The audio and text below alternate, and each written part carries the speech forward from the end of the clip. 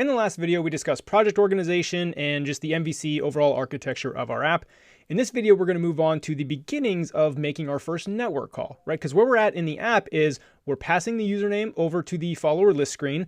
Now that we have the username, we need to make the network call to get the list of followers, right? That's where we're at. So we're going to do some planning to prepare for our network calls and kind of set up our model, right? We're going to have a follower object and then eventually a user object for when the user taps on the follower and pulls up the user info modal. So we're going to work on setting up those models and just discuss our network call overall before we go ahead and write that network call in the next video.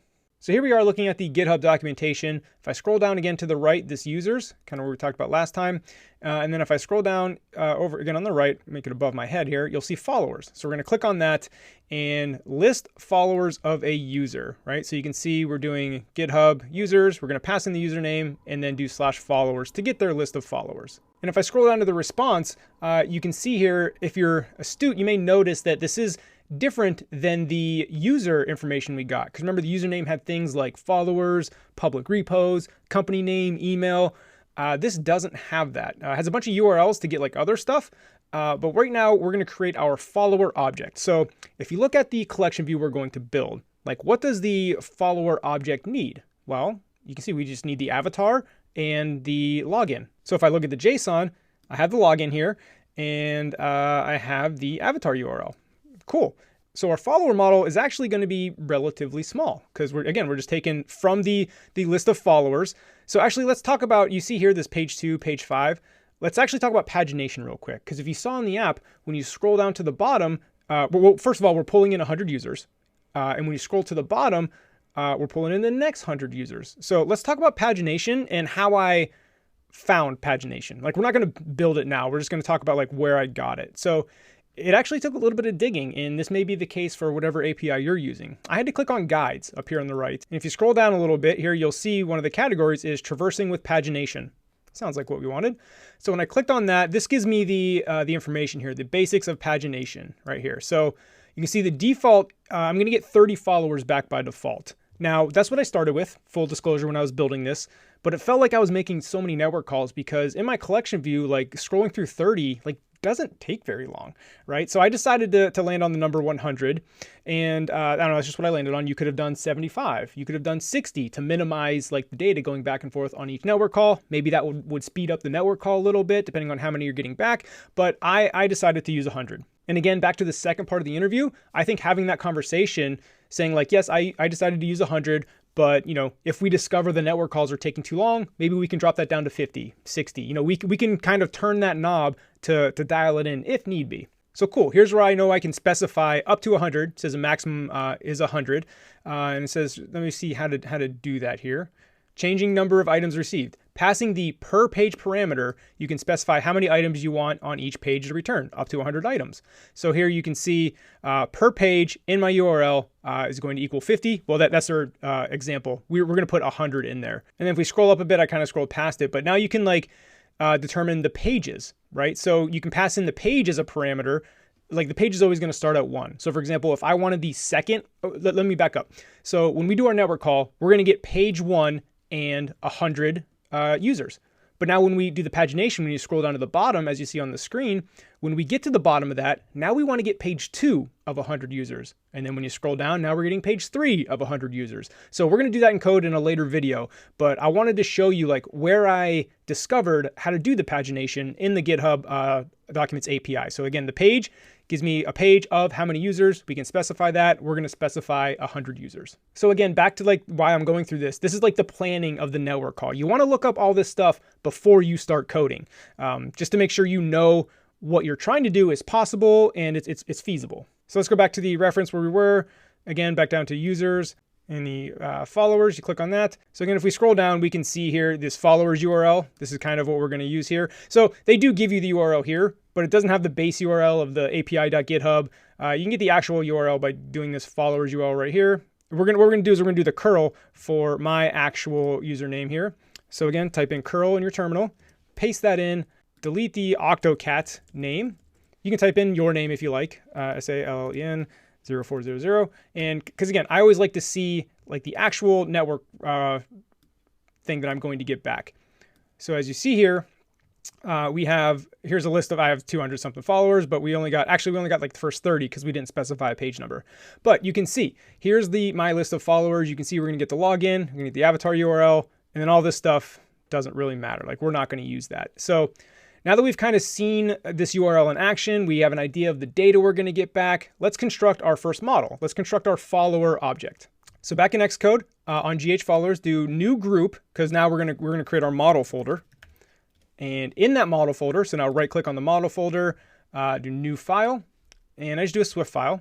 Like I said, we're building out our folder structure as we go from here on out. So this is just going to be called a follower. Create. It's going to be a struct called follower. And because we're going to use Codable in our networking, got to conform to Codable. And it's going to have a var of a login. And that's going to be a string. And it's going to have a var of, so when you use Codable, this is a good thing. I'm just typing these in. I should really show these. Let me go back to the internet. When you use Codable, come on. Actually, we'll just pull up the terminal. Same thing. When you use Codable, your variable names have to match what's in the data structure, with a caveat that we're going to talk about in a second. So login has to match that login. I can't like say username. I can't like have a capital L. Like, it's got to match perfectly. Again, there are exceptions. There's also wrappers you can write around this so you can like convert them. I'm just talking about the straight up Codable transformation. So again, to keep this super basic without writing wrappers around it and all that stuff, we'll do that. So, and then here, avatar URL. So I'm showing you the habit I do. I literally copy and paste from the JSON response to make sure that I don't get it wrong. So I copied the avatar URL, pasted that in, string. Now, here's the thing. See avatar underscore URL? If you know your Swift best practices, we don't use typically underscores in our variable names. We use camel case. This is called snake case. We use camel case. Camel case like humps of a camel. So our avatar URL would actually look like this in Swift. Now, luckily, Codable encoders and all that stuff, they have a way to encode, like they automatically convert snake case, which would, again, was the avatar underscore URL, to camel case, which is the avatar URL that you see here. So let me make this bigger. So that's why I can write this variable like this. However, I can't say like avatar name URL, like it's not going to convert that. So you do have to, again, have the exact same name. However, you can have it in camel case and everything will work fine. One thing to note though, if I pull up my followers here, if the login can come back null and I don't make this an optional, it's going to crash. I'm not making these optional because I know in the return, login and avatar URL aren't going to be null. Because even if the user doesn't upload an avatar, GitHub throws them a default one. So like for a user to exist, like the user has to have a login and an avatar URL. So we're safe to not make these optional because we know they're always going to be there. Now, of course, again, super edge case caveat, something could go wrong with the server where you're getting back null. Like, I get it, but we're not going to worry about crazy edge cases right now. So we have our follower object here. And also real quick, before we go on to the user object, like this is all we need here, because what's going to happen when you tap on the follower cell, we're going to, in did select item, we're going to pass the login, which again is essentially the username, to the user info screen. And then we're going to use that login to pass in as a parameter to get that user's info. So that's why this is all we need for follower. We don't really need anything else. So that's it for followers. Now let's talk about the user. Let's create that real quick, just the beginnings of it anyway. New file. And again, user is what's going to fill in this user info screen that you see here, right? Follower fills in the collection view that you see. User fills in the user info. So Swift file, call this user. And again, it's going to be a struct called user, conform to Codable. And we're going to talk about what variables we need here. So let's go back to the GitHub API. Right now we're on followers. Let's go to get a single user. Go back to users here. Get a single user. Again, I like to just grab this URL here. And, you know, don't get me wrong, the documentation is good and we're going to use it here in a second. But I don't know why. Maybe this is a little quirk in me. I like to see the real data here. So curl and then Command V to paste. Get rid of AutoCat and put in my username. Again, you can use yours if you like. So good. Now I'm looking at my user information. So it's hard to do on this screen, but you know, when I'm working on my ultra wide, I would have this on the right and my model on the left, and I just type that up. We're gonna have to go back and forth a little bit here. Actually, you know what? I can probably just superimpose this in post in editing, so you can probably see what I'm doing here. I don't know. We'll see how I edit it. Forgive me if it's a little off. But this is how I do it. I have the JSON up on the screen or easily accessible. I have my design over there, and I build my model based on what I'm going to need. Looking at the design in the JSON, like I know I'm going to need the login. So var login. And like I said, I would get in the habit of copying and pasting. I'm not doing that just because the way my screen is, it would just, I don't know, it'd be a cluster.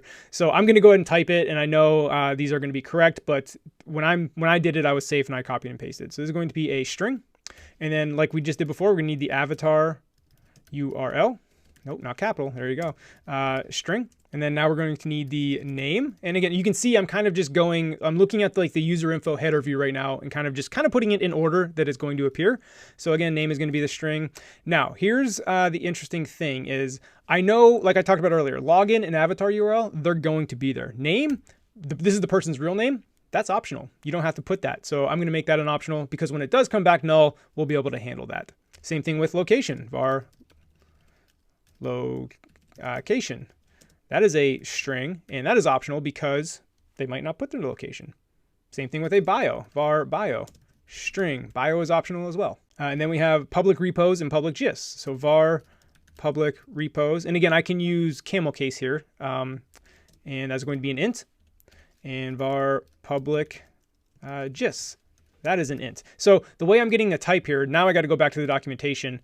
So if I'm on a user, so I look here, public repos, you can see that's an int. Public gist, that's an int. Same thing with followers and following. Whereas, you know, these are strings in red. You know, site admin, that's a Boolean, right? So here's where you can see like the types are by analyzing the JSON in the documentation. So really everything's going to be a string that we're going to use except for, you know, repos, gists, and followers. So back to Xcode. So the data we're dealing with now is that, as you see on the screen, that kind of GitHub card design. So we have public repos, public gists. Now we need their profile, which is in the JSON is just the HTML URL, which again is a string. And that is going to be there for sure. Same thing. The reason we're not making public repos optional is because like it's either, if they don't have any, it's going to be a 0, right? So it's always going to be something. It's not going to be null. Same thing with the HTML URL, based on the same principles. Like, hey, if a login exists, the HTML URL exists. And again, I know there could be crazy edge cases. But now we do the same thing. Following, that is an int. Var followers, that is an int. And then var created at. That is a string because that is the date. And again, the same logic applies like created at. Oh, almost had a typo. This is why you copy and paste, folks. Right? If the user exists, it had to be created at some date. So that is why these three are optional, name, location, bio, because you may not have to have those, right? If I didn't make these an optional with this question mark, when I made the network request, if location would have came back null, it won't work. So there's our user model. And again, I always like to put up the design side by side so you can see you can see where the login goes. You can see where the avatar URL goes. You can see where the name goes, location, bio, right? Like you can see how we're going to convert our data that we get back into the design. And I always like to put those side by side, one, to make sure I'm not missing anything, just to make sure everything, you know, looks like it's going to fit.